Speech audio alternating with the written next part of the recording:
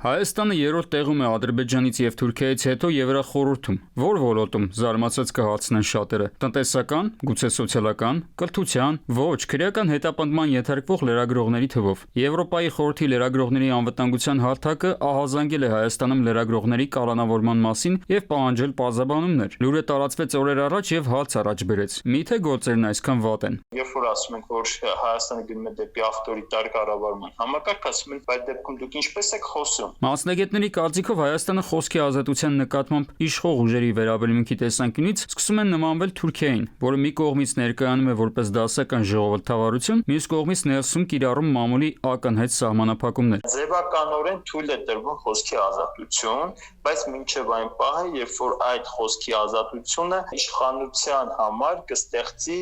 ռեալ վտանգ իշխանությունը կորցնելու կամ ներքին լեգիտիմության մակարդակը ցածրացնելու համար։ Երբ որ մարդ գործել է օրենքի մեջ կամ խախտել է ինչ-որ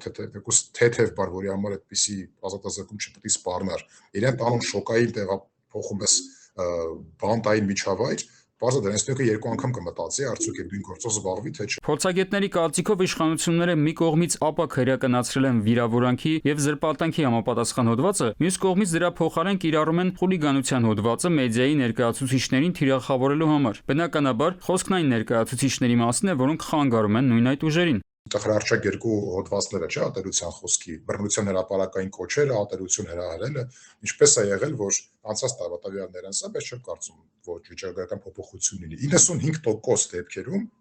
այդ մեղադրանքով գործերի դուժողը իշխանության ներկայացուցիչ էր, իսկ իրենց աջակիցների մոտ այդ նույն քանակը չկա։ Միջին վիճակագրական քաղաքացին գուցե հաստ է իրեն, ինչպես է սա առնչվում անձամբ իրեն։ Ինքը չունի այն ազդեցությունը կամ գործիքները, որոնք ունեն լրատվամիջոցների ներկայացուցիչները, հետևաբար իրեն չի սպառնում քրեական հետապնդում արտահայտած կարծիքի համար։ Կյանքը սակայն հակառակն է ցույց տալիս։ Եթե մենք տեսնում ենք, որ ապօրինի ազատազրկումները այս դեպքում կամ ուրիշ հետապնդումները արվում են արդեն անգամ լրագրողների, փաստաբանների դեմ, ուղիղ վտանգ մենք պետք է զգանք, դե պատկերացրեք, եթե ես ուրիշ ինչ-որ սովորական աշխատանք ունեմ, չգիտեմ, բերական չի։